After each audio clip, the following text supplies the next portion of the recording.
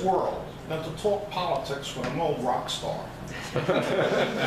You know this from experience. Apparently Bay Ridge would disagree, but it's time they wake up to the... Well, the thing is also, if he comes, you know, he's a local Bay Ridge, he comes across as a very moderate. She used to work for Vincent Gentile, who was not a radical lefty from what I remember at least.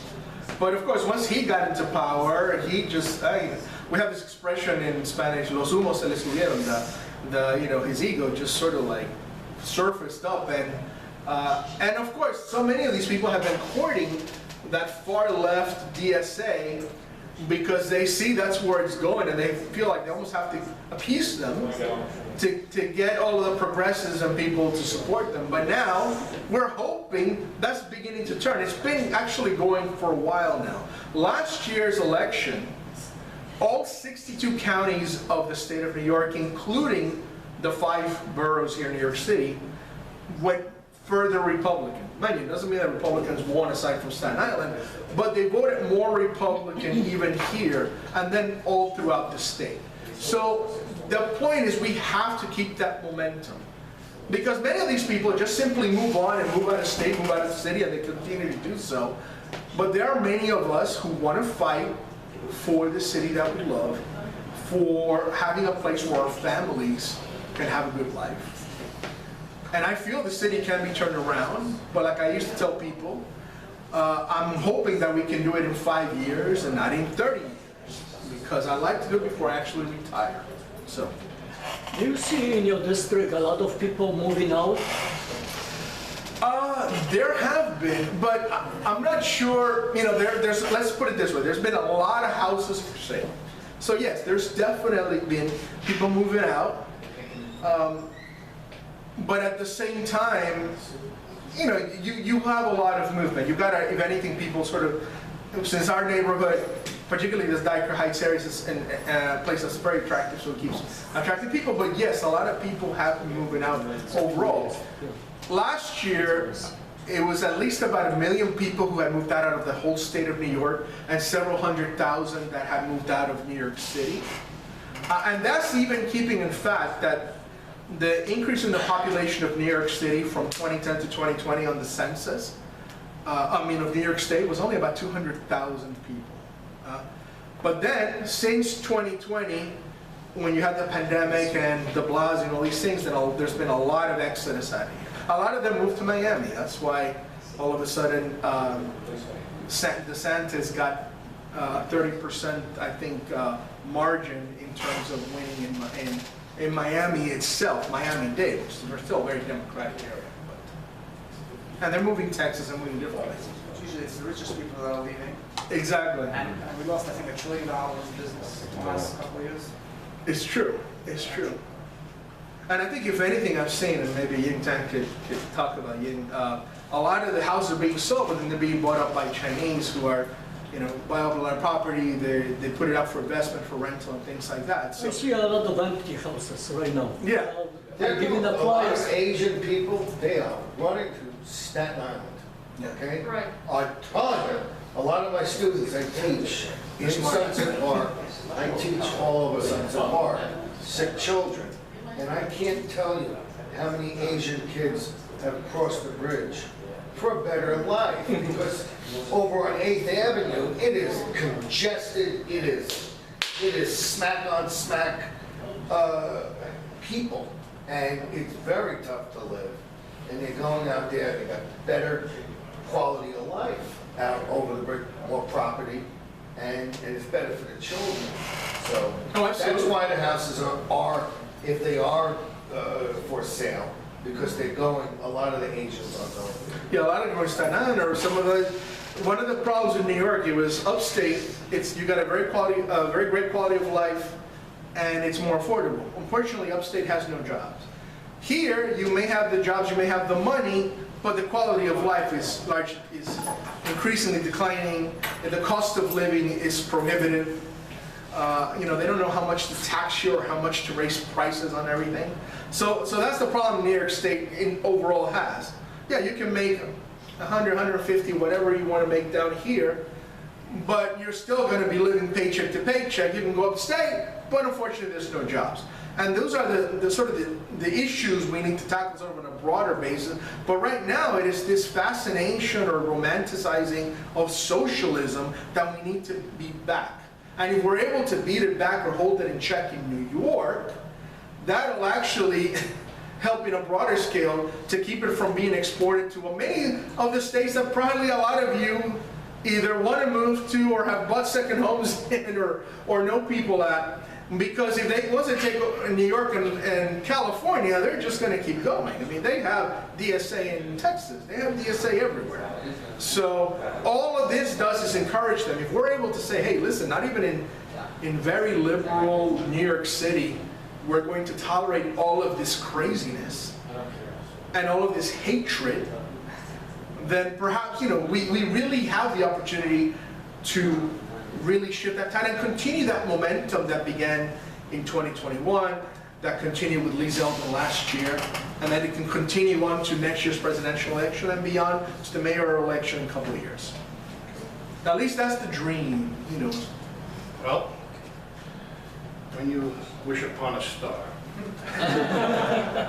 But any other questions? Okay, we're gonna, yeah. Real quick, it's not a question, it's a comment, because Republican voters seem to be very reluctant to come out because we have to play with the rules that we have and not the rules we wish we had.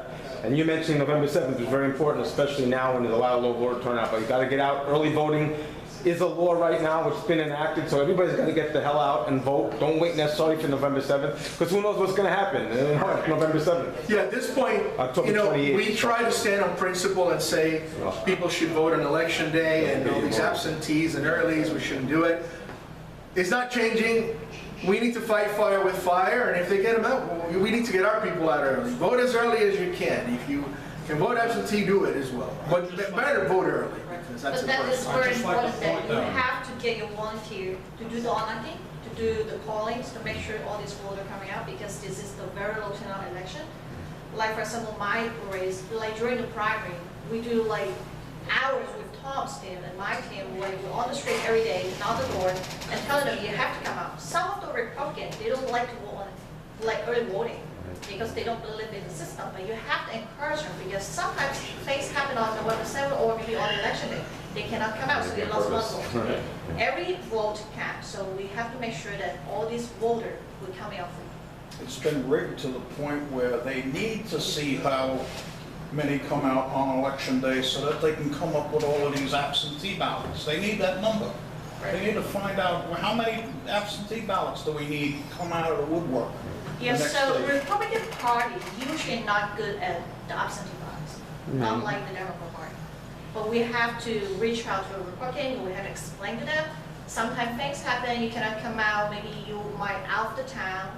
Absentee ballot actually can make sure that you have your vote. You have to explain to them the system, and they're more comfortable to register with, or maybe request for absentee ballot. This is how it works. And you talked about your opponent, and I just want to point out that 20 out of the 51 seats, 30 of them are out and out socialists, out and out Marxists. A couple of them claim to be communists. It's a cesspool up there, and it's got to change. Yeah. We have other candidates after Alec, and then I think there's someone else. Thank you again, Paul. Give a round of applause. Thank you so much. And Paul has some donation forms in the back. Please donate. He qualifies for matching funds.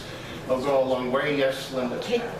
Do you know anything about, there are 2 proposals on the ballot? Oh. Anybody prepared to talk about that? Because I don't know much You want to about know it. about those proposals? There are two proposals that you have very little information They're about. not about changing voter One- vote, but they're about changing. One is about school, funding for school, They want to change districts for funding for private schools. and the other has to do with the sewer Both of them are system, worth voting But- no. All right, so I would suggest you go to the websites, research them. which and said very little. I'm sure they're all to take more of our money Yeah. and really improve life, I'm sure. They hate those private schools. Yeah, so we have 2 other candidates. Quickly, just want to say a word out. Come up. Thank you. Thank you. It will be very short. My name is Arek Tomaszewski, City Council candidate, District 39. And I running for, for City Council only because what I see is everything upside down. Upside down. We don't have any more country if we don't have borders. That's all, we're losing our country.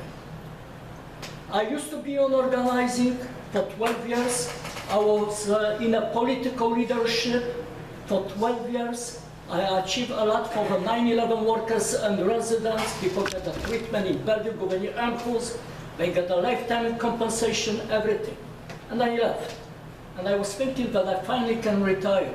3 years ago, people asked me to help them. So I helped them to create community activist group, not organization, community activist group. And now we have candidates, 15 candidates running for the city council. We had 24, but they reject 9 people in the board of election on different basis. What I want to tell you, immigrants is nothing unusual. They used immigrants a long time ago in the French Revolution, in the Risorgimento Revolution in Italy. They used immigrants in the Russian Revolution, and that's why they try to use immigrants over here, blackmailing them, giving them everything what they want, and blackmailing them, and pushing them against the people, putting America into debts as much as possible, and divide America into 5 pieces. And that's what we have to stand up. I was coming from communist country. I don't want to go back to the communist country. And that's why I rejected that. Otherwise, thank you.